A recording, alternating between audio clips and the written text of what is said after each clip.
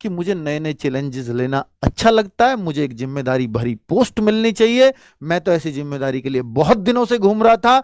मुझे कुछ ना कुछ चाहिए अपनी किक को पूरा करने के लिए। वहां किक मिलती है आपको, है ना? तो वही वाली किक, मतलब आपको ऐसा लगता है कि हाँ मैंने आज कुछ किया है, जो दिल्ली पुलिस में नहीं लगेगा आपको। एक जॉब है, ड्यूटी करी 8 घंटे, आप आगे घर। तो एक आपको रूटीन लाइफ पसंद है तो दिल्ली पुलिस है।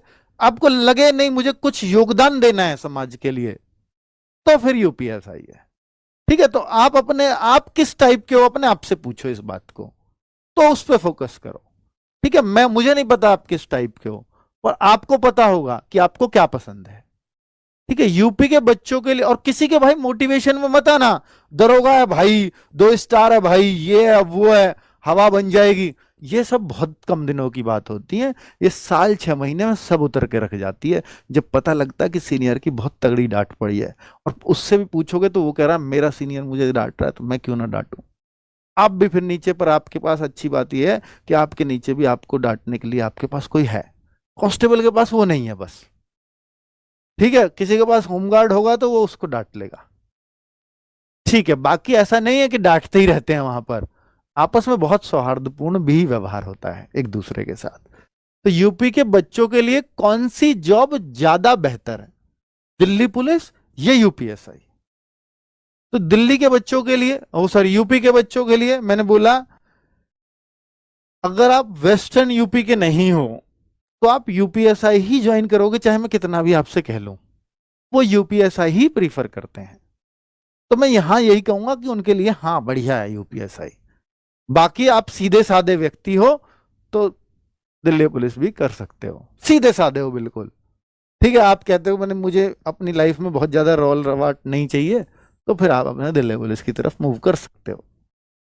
दिल्ली पुलिस का पेपर पहले होगा या यूपीएसआई का? मुझे जो लगता है, लिटरली मुझे ये लगता है कि इसके पेपर के चांस 10% ही है ये दिल्ली पुलिस से पहले हो। मुझे लगता है 90% चांस है दिल्ली पुलिस ही पहले होगा। ठीक है, मुझे लगता है कि यही पहले होगा, 90% लगता है।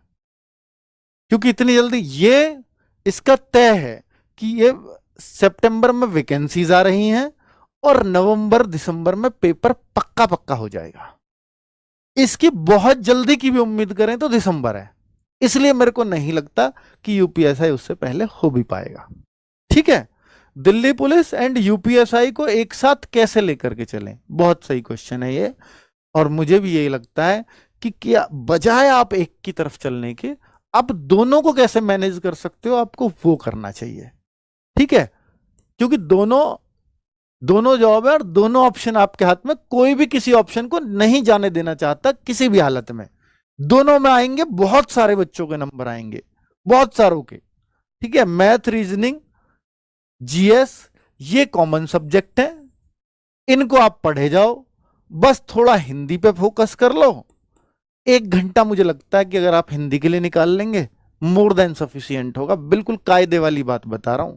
और 1 घंटा आप कंप्यूटर को पढ़ लेंगे, ये भी मोर देन सफिशियंट होगा आपके पूरे 10 में से 10 या 9 नंबर लाने के लिए। ये भी आपके 40 में से 40 क्वेश्चन या 40 में से 35 प्लस क्वेश्चन करने के लिए हिंदी का रोज 1 घंटा भी सफिशियंट है। ठीक है, बाकी मैथ, रीजनिंग कितना प्रैक्टिस करते हो दोनों में काम आएंगे, जीएस में कितना करते हो दोनों में काम आएगा। मूल विधि थोड़ा और एक्स्ट्रा पढ़ना पड़ेगा, पॉलिटी को थोड़ा और गहरा पढ़ना पड़ेगा अगर आप यूपीएसआई की करना चाहते हो तो। ठीक है, तो बस वहां थोड़ा सा फोकस में वो चीजें भी रखनी पड़ेंगी। बाकी मुझे लगता है कि दोनों कवर हो सकते हैं, इजीली हो सकते हैं। आगे, सरकारी फायदे किस में ज्यादा मिलते हैं, ये भी एक क्वेश्चन होता है। तो मैं यहां कहूंगा सरकारी फायदे में सबसे बड़ा फायदा होता है कि आपके पेरेंट्स को, आपको, आपके पूरे परिवार को मेडिकल कवर मिल जाए। तो एक सबसे अच्छा मेडिकल कवर पूरे भारत का एक कार्ड होता है, CGHS, central government health scheme, CGHS।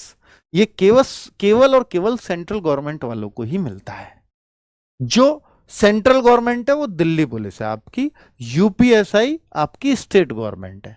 यहां भी ऐसा नहीं है कि आपके पेरेंट्स को या आपके परिवार को ये कोई मेडिकल कवर नहीं देते, ये देते हैं, आयुष्मान के थ्रू कवर कर देंगे या ऐसी कुछ अपनी अपनी कुछ सर्विसेज उन्होंने कुछ कुछ हॉस्पिटल से टाई अप कर रखा है, लेकिन सीजीएचएस लगभग हर जगह मिल जाएगा।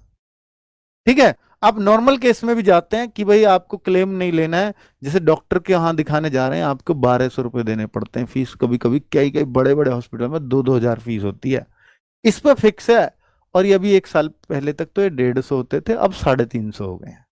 और नॉर्मल केस में भी चाहे उसकी 2000 फीस हो उसके हॉस्पिटल में या 5000 हो, आपसे 350 से ज्यादा नहीं ले सकता इस कार्ड को दिखाने के बाद, ये रूल है।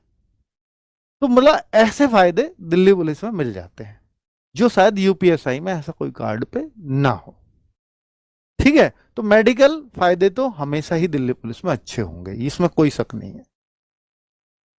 ठीक है, दूसरा कि भाई जो इसमें दिल्ली पुलिस में 13 महीने की सैलरी मिल जाती है आपको, 13 मंथ्स की। आपका जो 10-10 हजार कम पड़ रही थी ना हर महीने, वो काफी हद तक इसमें भी कवर हो जाएगी।